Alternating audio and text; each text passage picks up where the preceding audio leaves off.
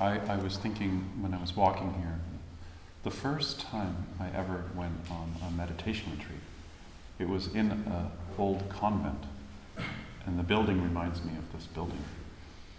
After the retreat, I went to go to the airport, and I was waiting for a taxi in downtown Boston, and somebody had walked down the stairs of their house and threw the garbage out on the street, and in the garbage was a plant that had died, but one leaf on the plant was so green. And I'd been sitting for 10 days. And I looked at that green and I just started crying. It was the most beautiful green ever. And it's funny what happens to you when you get still, is that suddenly the world just becomes so vivid, you know, and your heart opens a little bit. I remember after that, I went to the airport, and everybody in the airport was rushing with their luggage. And then I started crying again. It seemed so sad, actually. But what are we doing? What are we doing rushing around so much? So, the first teaching of meditation practice, the real core of the beginning phase of our yoga practice, is this practice of sham that I was talking about earlier today, which is the practice of learning how to stop. When I say the word sham, you should see in your mind a stop sign. And instead of saying stop, it just says sham. And I don't mean just to stop running around. I don't mean to stop thinking or stop storytelling, but to be able to stop fooling yourself. That if you just keep moving things around in your life, that actually you'll have happiness. Most of the time, that's actually what's going on wrong, is we have this life going on, and we're up here just moving things around. Don't like the place I'm living, I'm just going to move over here. I don't like this husband, I'm just going to get rid of this one. Move him over here, get that one. Do you know what I'm talking about? Yeah. That's just managing or tolerating the experience. So my interest is very much the relationship between the yoga and the Buddhist tradition. So I'm always trying to find teachings that are common to both traditions. And one teaching that's at the core of both traditions is called the three characteristics. The three characteristics. You could write this down, but you know it. You could say that about anything, except biology.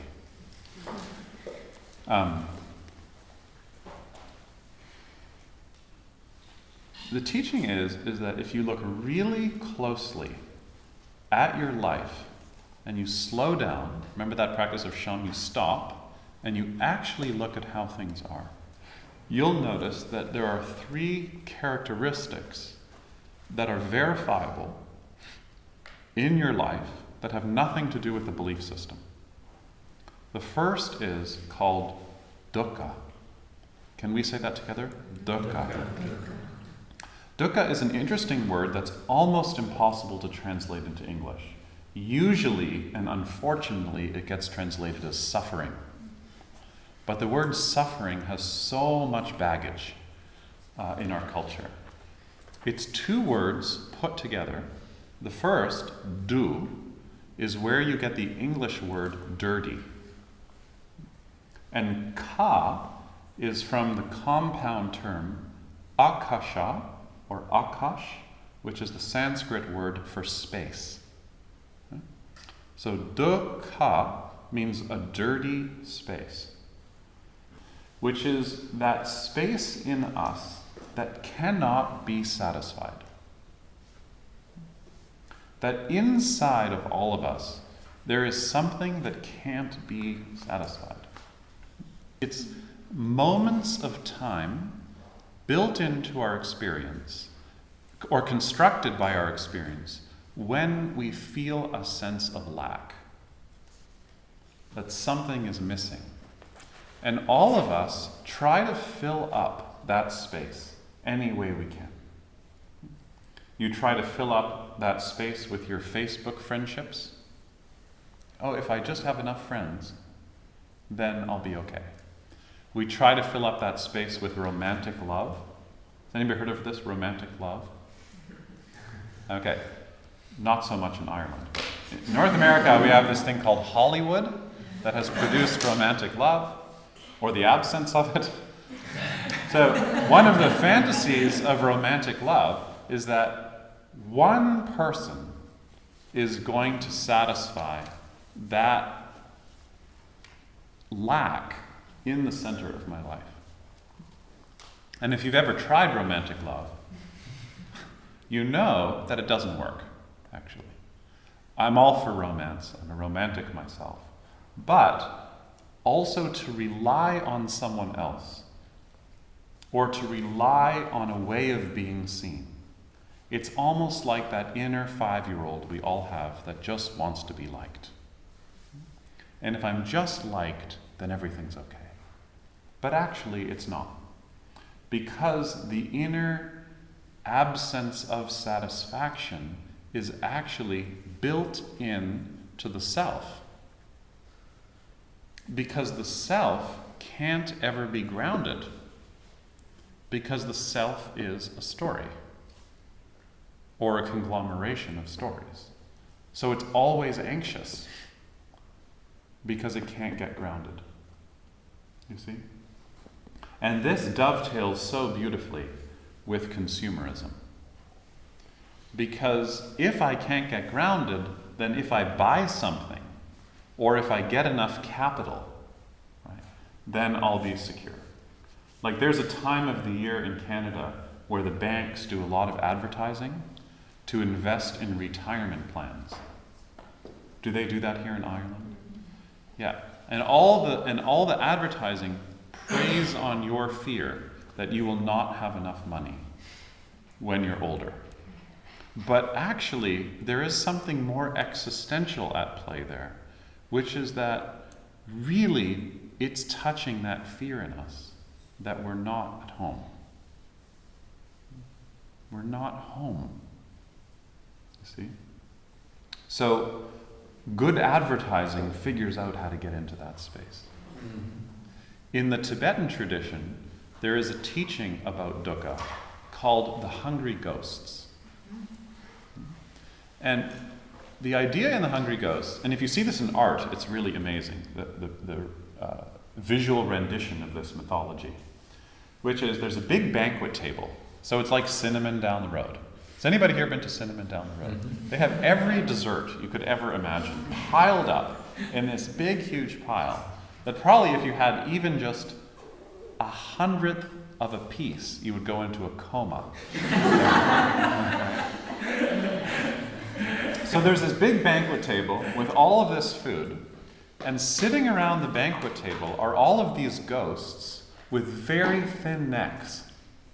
Their necks apparently are so thin that they couldn't even get rice, 1 grain of rice, down their throat. And their lips are parched, and they're so hungry. And they're carrying very long utensils that are 5 feet long. So when they go to the banquet and they pick up the food, they can't get it in their mouth. So they're so hungry. And it said that you are a hungry ghost, that you have in you this insatiable appetite, this wanting that cannot be satisfied. And the paradox of the image of the 5-foot-long spoon is that what they don't realize is that if you have a 5-foot-long utensil, you could feed other people.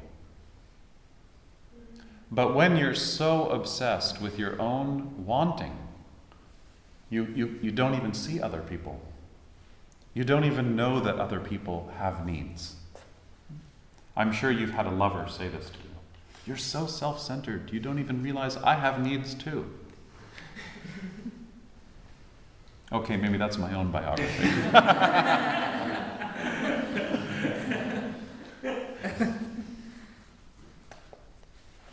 That's why relationships are so terrible.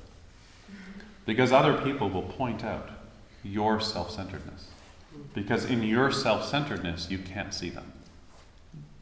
And that's why relationships are so painful and why they're so healing. So, in the heart of life is this experience of dukkha. And one of the core teachings of the Buddha, often misunderstood, is that when dukkha is present, our practice is to embrace it. So when there is this sense of not being satisfied, our work is to open to the experience of dukkha without trying to fill it up. Because we start to see that when you have craving, right, the craving component of dukkha, when craving is present, nothing can satisfy it. You see? Imagine this. Imagine you're walking downtown. You're in Temple Bar. And you walk by a store with a beautiful pair of shoes. And you say to yourself, those are really beautiful shoes. And then you don't say this out loud, because you're a yogi, you're not supposed to like shoes. And you say to yourself, if I had a pair of shoes like that, I would for sure have a husband. Or a better husband. Okay. So what the yogi does is, instead of seeing that the arising and absence of craving is something you talk yourself into or out of, instead the yogi sees the shoes and sees how beautiful the shoes are, but just opens up to the experience of craving and says, oh, this is what craving feels like. You see? So you pull the energy away from the object and you just open up, oh, this is what wanting feels like. Just like yesterday when we talked about the riding the wave practice. You ride the wave of the wanting. And then the yogi is doing a deeper practice, which is the renunciation practice, which is learning how to open to wanting until you can experience the cessation, nirodha, or the absence of wanting. And then you're really working with the knot of dukkha. You see? And this leads to the second characteristic. And the second characteristic is impermanence or unreliability. That everything that we lean on is changing. So, if everything that we experience is changing, that when you try to make what's impermanent permanent, you get dukkha. So that's how the first and second characteristic are connected. That dukkha is when you're trying to make what's impermanent permanent, and then it changes. And it's said that dukkha is based on getting what you don't want, getting what you don't want, change, unreliability, and being separated from what you love. All of us have had this experience. Loving something and being separated from that. Somebody dies, you lose a piece of land, you lose a job, you get dumped, which, as someone was saying yesterday, doesn't happen in Dublin. Yeah, that's a really good question. So the question was, if I can paraphrase, if everything's changing, how do I stay motivated? Right? So in Western philosophy, this is called Nietzsche. This is called nihilism. Okay? And this is the conundrum of the teenager. Right? Which is that, because teenagers start thinking a lot about death. And then they start realizing, if everything's changing, who cares what I do? Why should I go help the environment, join Greenpeace, get a job, become something? Climate change is happening. I'm going to die. My parents are going to die. Everything's changing. Who cares what I should do? I should just listen to Marilyn Manson all day. Never leave my house. And, sniff glue. Not biographical. So, now, and then if you combine that with the belief that God is just a human invention, then what do you have to rely on? If God is dead and everything's changing, then who cares, actually, what I do? So, in the tradition of both the yoga tradition and the Buddhist tradition, the response to nihilism is that one does not understand karma. That there's a misunderstanding of impermanence because the teaching of karma has been left out. Because the core teaching of karma is that everything you do makes a difference. And so karma is the response to impermanence. That yes, everything's changing. So how do you fall down, get back up, and love again? How do you fall down, get back up, and love even more deeply? How do you fall down without falling into cynicism, becoming jaded, or being haunted by the past? So how do you get hurt? And then use the openness of your heart in being hurt to love again much more deeply. And I don't mean just loving another human being. I also mean loving your own life. And loving the life of your city, the life of your geography, loving the animals and grasses and rivers that support you. You see? And that commitment to love is the functioning of impermanence.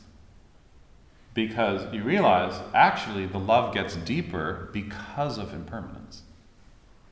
You see? And this is really, really important. So it's not just that everything's changing. It's that everything's changing and everything I do makes a difference. Everything I do makes a difference because it has an effect.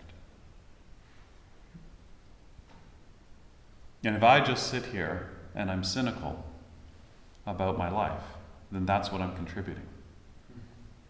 And then if I feel, wait a second, I want my values to line up with my actions, and then karma starts coming alive. Let me tie this into the third characteristic. So the first one was dukkha, the second one was impermanence. What I love about these three characteristics is you don't need to believe in anything. Right? I think we all just know this really intuitively. The third characteristic is not self or emptiness.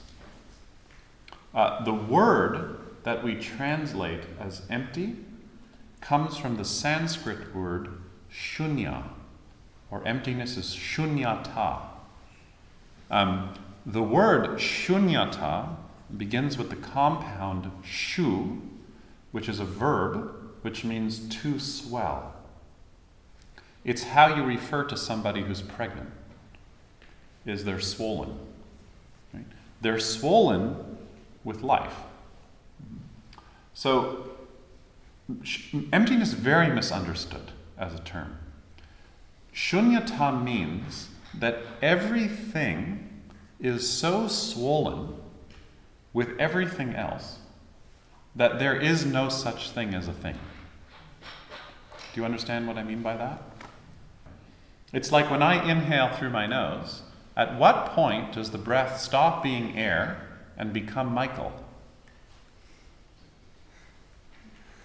And does anybody want to put my finger, or their finger up my nose and try and feel, right? Or it's like if I go to Nick's down the road, if I mentioned Nick's yet? If I go to Nick's down the road and I get an espresso... How much did Nick pay you? Yeah. At what point when I'm drinking the espresso, does it stop becoming espresso and actually become my body? Right. So when you start to meditate on these things, you start to see that there isn't such thing as a thing. That everything that's a thing is part of a vast web that is so much bigger than that thing. And then you see the same is true for yourself.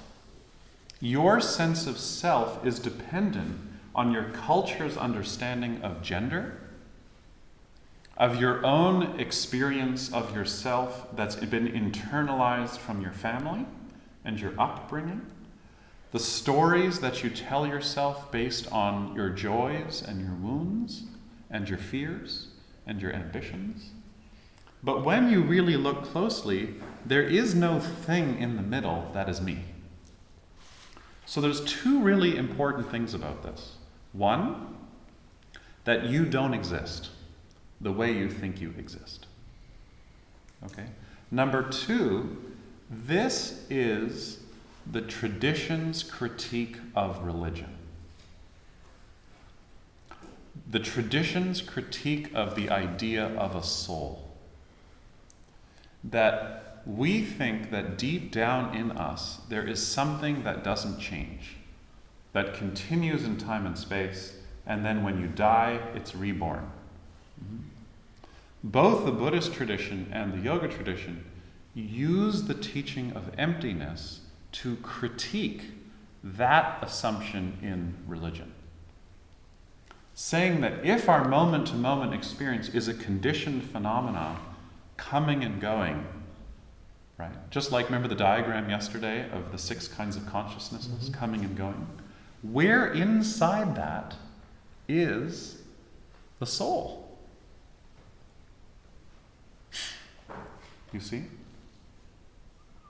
Where is it?